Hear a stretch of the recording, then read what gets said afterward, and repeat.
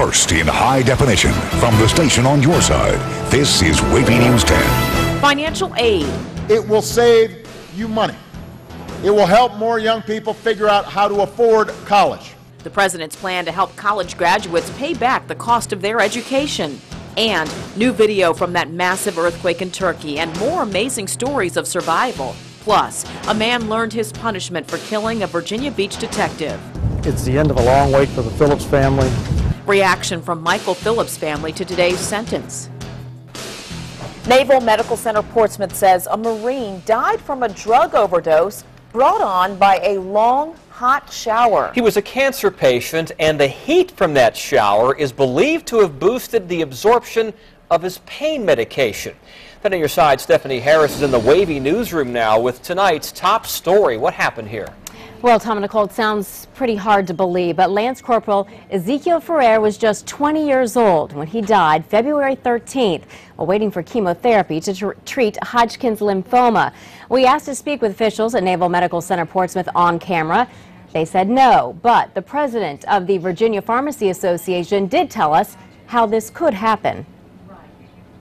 Lance Corporal Ezekiel Ferrer survived the war in Afghanistan, but last February the cancer patient died after taking a long hot shower and wearing one of these, a fentanyl pain patch. Think about it. When you get in a hot shower or lay on a heating pad, what do? We actually increase blood flow. David Creasy is president of the Virginia Pharmacist Association. He showed us the warning clearly printed on the information that comes in the box with the prescription. Do not take hot baths or sunbathe while wearing the fentanyl transdermal system. The same warning, however, does not appear on the individual wrappers. Creasy has worked in hospital pharmacies and told us nurses apply them to patients. Question is, did Lance Corporal Ferrer's nurse give him a verbal warning or supply him with the paper one? I asked Naval Medical Center Portsmouth. A spokesperson told me off camera, no. Deborah Colgren said that when patients receive anything with a black box warning, the nurse is responsible for telling the patients the risk. In this case, however, the risk was not widely known. And even though the FDA has not added a black box warning for heat on the patch, Portsmouth Naval Medical will, from now on, warn their patients about this danger. A warning that comes too late for Lance Corporal Ferrer. Now, the patch is not the only medication that can be altered by heat. In fact, Creasy told me if you put on something like Bengay and then you lay on a heating pad like this, you can actually get a chemical burn to your skin. That's why he says it is so important to read that fine print. Now, tonight at 6 o'clock, we're going to hear from Ferrer's family, who says even without that warning, the hospital could have done more to save their Marine. We'll hear that part of the story tonight at 6. Nicole? All right, thanks, Stephanie. Today, a Virginia Beach jury recommended a man spend 68 years in prison for killing an undercover detective. Jurors convicted 30-year-old Marshall Moyd of several charges, including first-degree murder and robbery. Prosecutors say Moyd arranged a drug deal that led to the shooting death of Detective Michael Phillips at the Green Run Shopping Center in August 2008. I think the main thing here is that it's the end of a long wait for the Phillips family, an unnecessarily long wait, frankly. It's the end of a long wait for his colleagues on the police department and for the citizens of Virginia Beach. Detective Michael Phillips' family says they are pleased with the verdict. In a statement, family members said, quote, "We know losing Mike wasn't just our loss or a loss of a fellow officer, but a loss to the Virginia Beach community. Mike's death will never have closure as he touched so many lives, but today we have justice." A judge will formally sentence Moyd in January. Co-defendant Ted Carter pleaded guilty to killing Phillips. He's serving a life sentence without parole. 1 year ago today, someone killed off-duty Norfolk police officer Victor Decker. The 25-year-old who patrolled downtown Norfolk was found dead next to his truck on Oceana Boulevard near the Atlantis Gentlemen's Club in Virginia Beach. Decker's Norfolk police badge was around his neck. The case remains unsolved, but investigators say you might be the key to solving this case. Coming up tomorrow night at 6, 10 on your side's Jason Marks will revisit the investigation and explain what you can do to help find Decker's killer and bring them to justice. That's tomorrow night on WAVY News 10 at 6. Police have identified a man shot to death in Portsmouth. Detectives tell us he's 27-year-old Barry Timberlake. Chopper 10 brought you the breaking news yesterday at 5. This is Portsmouth Boulevard near Elm Avenue. That's where officers found Timberlake's body. Detectives have not released information on a suspect or possible motive. James City County Police say they've solved a pair of bank robberies. Investigators say 25-year-old Joel Galindo of Richmond held up the RBC Centura Bank in August and a Citizens and Farmers Bank last month. Galindo is suspected of several other bank robberies since May as far away as Maryland.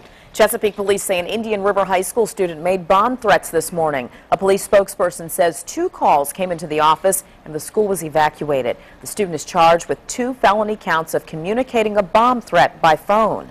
One of the people at the center of a bizarre case involving mentally disabled adults understands the charges she faces. That from an attorney after a hearing in Philadelphia for Jean McIntosh. Police say McIntosh's mother, Linda Ann Weston, did this to collect Social Security disability checks from the 4 victims. Detectives say one of the 4 is a man from Norfolk, Herbert Knowles. He was found chained to a boiler, one of the 4 found in the basement in Philadelphia. Knowles is back home with family recovering. 4 suspects face several charges, including kidnapping and assault. They are all due back in court next month. Take a look at what Hurricane Rina looks like from space. The storm is forecast to make landfall tomorrow. Looks quite impressive from that view. 10 on your side, Chief Meteorologist Don Slater is tracking the tropics at the Super Doppler 10 Weather Center. What's going on, Don? Well, it's not looking quite as impressive as it did yesterday, which is good news, I guess, for Mexico and the resort communities of Cozumel and also Cancun, because it's going to make a direct hit on those areas. And from what I understand, tourists there are just lining the airport trying to get out of Dodge before this storm hits. Regardless, they're going to get a hurricane with heavy rain and strong winds out of it. Let's have a look at how strong. 85 miles an hour right now. It was 110 miles an hour yesterday at this time. It's moving now to the northwest at 5 miles an hour. There's where it is tomorrow afternoon, 80 miles an hour. And again, it's right about to strike the island of Cozumel. And there's where it is by Friday morning. In other words, late night tomorrow night, 70 mile an hour winds. It's hitting Cancun, 70 miles an hour Friday afternoon. And then it tends to start to dissipate over western Cuba by Monday. Now, there are some forecast models that do take it over southern Florida, but most of them tend to keep it into the western Caribbean and tend to fizzle it on out from there. So again, that's one to watch. Not for us. I'm really worried about this one for us at all. Got enough changes without seeing a tropical storm. We'll tell you about those big changes ahead in just a few minutes.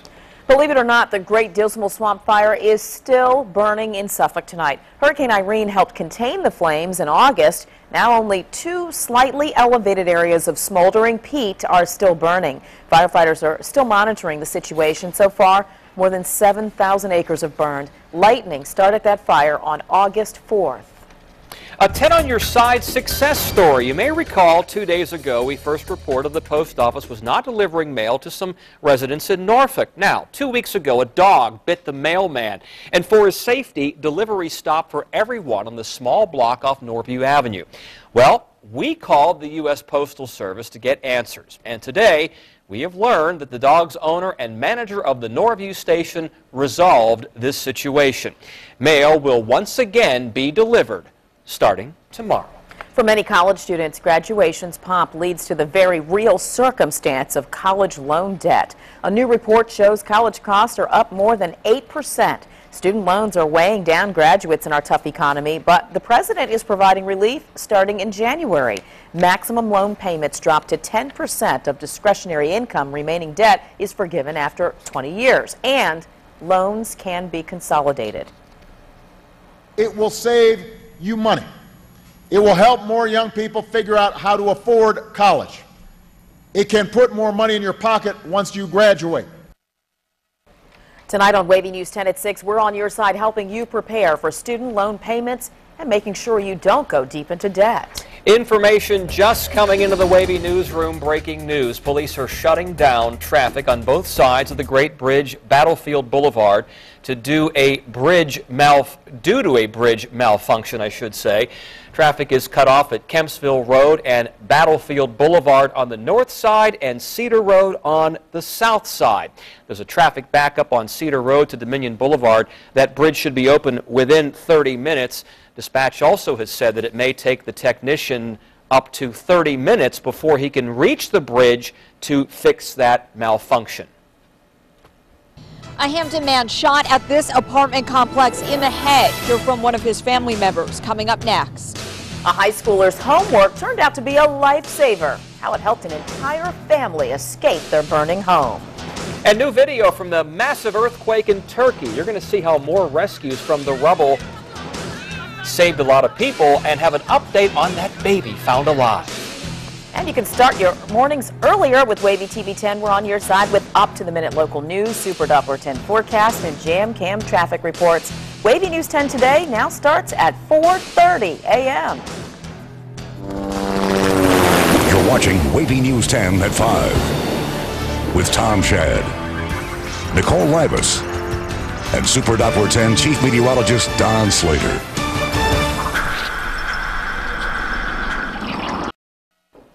We're now getting a look at the moments before a huge earthquake in eastern Turkey. The reactions are chilling. This is a shopping mall, and this is what most people do when the ground begins to shake under their feet. You can see some of the people running out there. The quake measured 7.2. At least 461 people died, with 1,300 hurt and thousands of others homeless. Turkey's prime minister says shoddy construction contributed to the high level of casualties. Rescuers are still hard at work in the quake zone in Turkey, and amazingly, they are pulling people out of the rubble alive. Crews pulled this 27-year-old teacher from a collapsed building after spending more than 3 days trapped underneath earthquake debris. Look at that there. She wasn't the only rescue today, though. Rescuers pulled an 18-year-old university student from the debris of a collapsed apartment building. 3 people in all were pulled alive from the ruins today. And we are getting a closer look at yesterday's miraculous rescue of a 2-week-old baby. Wow, she was found in the rubble of a collapsed apartment building. The baby girl's mother and grandmother were also saved. The child, named Azra, is in a hospital with her mother in good condition. Doctors say the mother managed to feed the child while they were trapped. Just in time for Halloween, 10 is on your side with word of a warning about black licorice, how the old-fashioned treat can play a trick on your health. Costumes and candy will soon rule the night in celebration of Halloween, but safety first. I'm Cheryl Tan. I'll have more on how you can make the evening fun and safe for everyone. Pint-sized pirates, witches, and goblins will be prowling around your neighborhood Monday trick-or-treating. There's quite a bit of excitement surrounding the big night, and that's why 10 on your side Cheryl Tan says now is a good time to think about safety. What's so much fun about Halloween? Eating the candy. Good bags. The candy is the big prize on Halloween night, but dark streets and busy neighborhoods, as well as bulky costumes, could get in the way. I tried on a Superman suit and I didn't like it, so then I thought of Clark Kent. It's a good choice, according to Officer Daniel Hudson with the Norfolk Police Department. He says Seth's and Eli's outfits both passed the safety test. These costumes are a great example of what we like to see our children out on the street wearing during trick-or-treating hours. These costumes are all fitting properly.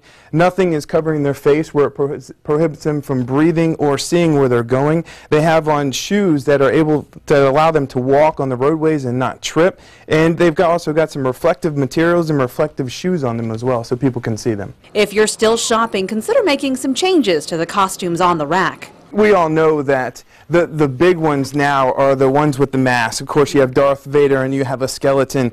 These costumes actually have a mask that go on top of the child's face. It's fine if they wear them, but we need to get the mask on top of the head. The next one we have is a great G.I. Joe costume. It is great in itself, but where parents and the kids get in trouble is where they accessorize the costumes too much with toy guns. Nowadays, they make toy guns to actually look like a real gun. So we suggest that you make your own toy accessories. Add a cardboard, reflective tape all over it. These two costumes are a good example of maybe it could be too long. Movability and visibility are critical on a night when kids may get distracted, so experts suggest parents are nearby to steer them the right way. Cheryl Tan, 10 on your side. What are you going to be? I think you're going to be the Situation from Jersey Shore. Yeah, I'll be the anchor man. How's that? Maybe grow a mustache. Lame, no. Lame. No, I'm not much of a costume guy, but I do like to eat. It's a good idea to feed the kids before you send them out. Mom always fed me. Yeah, and make sure you tell them not to eat that candy before it can be inspected by an adult. Hey, and don't forget to check out the Halloween guide on WAVY.com. Just click on the link at the bottom of the homepage. It's going to bring this up. Check out the trick-or-treat times where you live, Halloween events across Hampton Roads, or you can read an article about, oops, pumpkin load dumped on the freeway. You can find safety tips and recipes, and also vote for your favorite entry in our costume contest. One child winner and one pet winner will receive a $100 Visa gift card. 10 on your side will announce the winners on Halloween morning on WAVY News 10 today. Now, in high definition, your Super Dapper 10 forecast with Chief Meteorologist Don Slater. Skies are mostly clear into the area. A few high, thin clouds, and that's about it. So there's no rainfall whatsoever into the area. So we want to take a look at what is moving in.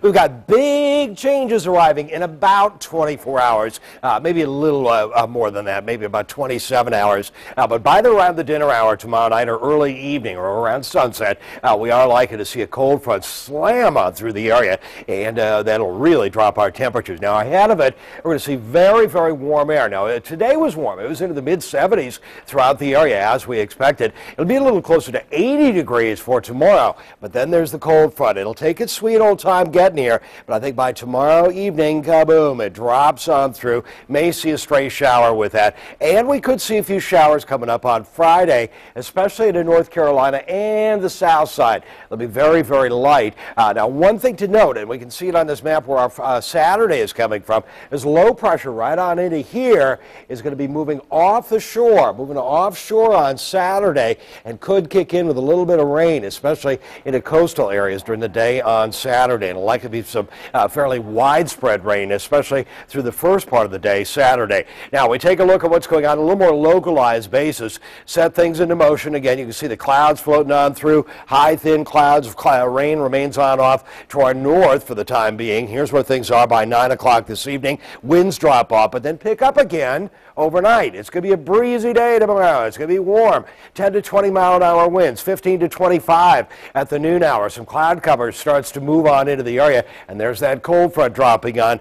There's where it is by the noon hour tomorrow. Take it to 3 o'clock in the afternoon. Still 15 to 25 mile an hour winds. Now, as of yesterday, we thought this front had moved through by about midnight. However, it looks like the first part of the front should move through by around 7 o'clock in the evening, at least into Virginia. There's kind of a secondary little pop of cooler air lying right on into here that'll drop through a little later on, 10 to 15 mile an hour winds, but then the winds kick on in out of the north for a time, and that secondary pop of cooler air right into here by the midnight hour, 15, 25 mile an hour winds, some light scattered rain showers will likely continue from the south side and southward into the day on Saturday. Look at that, toward the Roanoke area, points westward. I think it's see a mix of rain, sleet, and snow. But today, gorgeous day at the Norfolk Zoo and pretty much everywhere. Temperatures low to mid-70s for right now, and you can see again 76 degrees was our high temperature for the day. Now we are going to cool off again about 24 to 27 hours from now, but look at tomorrow, 80 degrees, very, very breezy.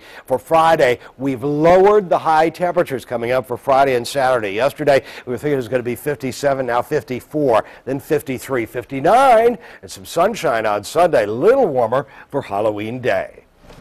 A follow-up now to the breaking news we first brought you earlier in the newscast. We're getting some clarification now. Police shut down traffic on both sides of the Great Bridge on Battlefield Boulevard because of a bridge malfunction. I want to go over this now. Traffic is cut off at Kempsville Road and Battlefield Boulevard on the north side and Cedar Road on the south.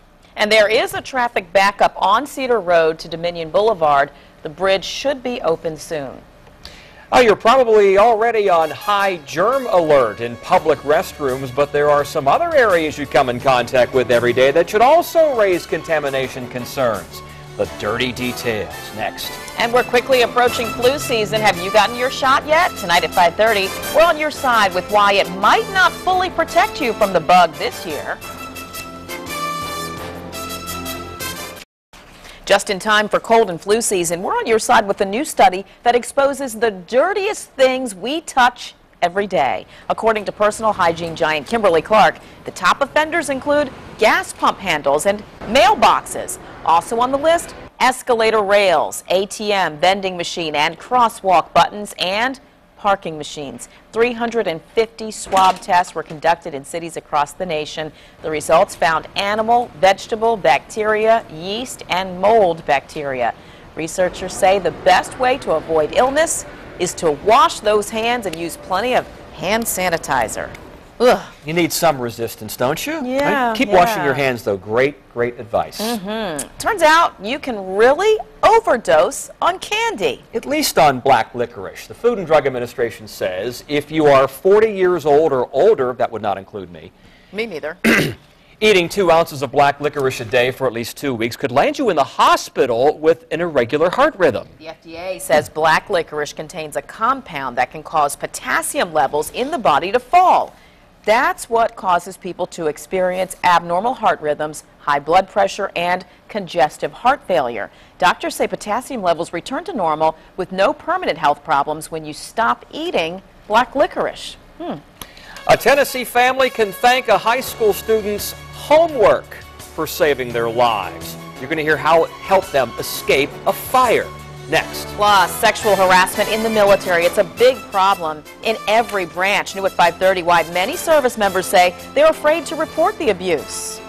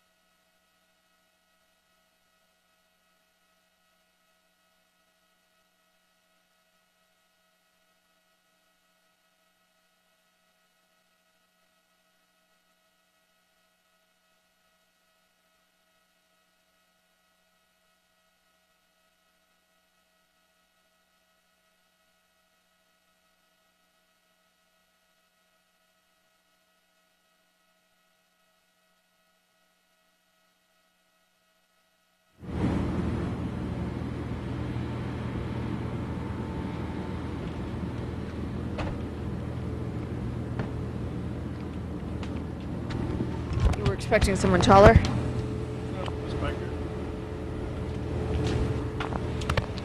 Testing 1, 2, 3. Hang on. Hello, Stephanie. Hey, what's up? I'm not on yet.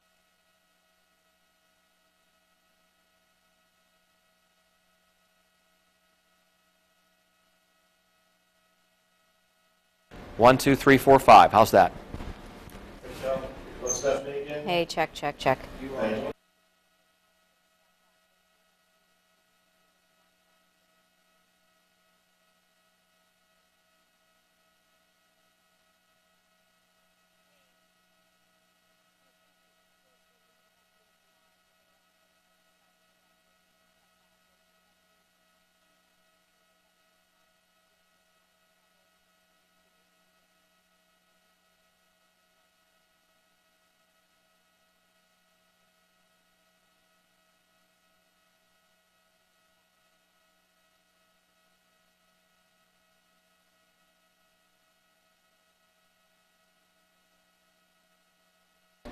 It was a baby's cry that saved a Tennessee teen and her family from a fire, but the baby in this case wasn't real. It was her homework. The local high school gives out lifelike baby dolls programmed to cry at different times to illustrate responsibilities of parenthood. Hear it? When the smoke detectors failed, that's the sound that woke up a 17-year-old. She discovered a fire in the laundry and then, of course, alerted her parents. The fire destroyed the home here, but the major thing, no one was hurt. Stay with us. WAVY News 10 at 5:30 starts right now.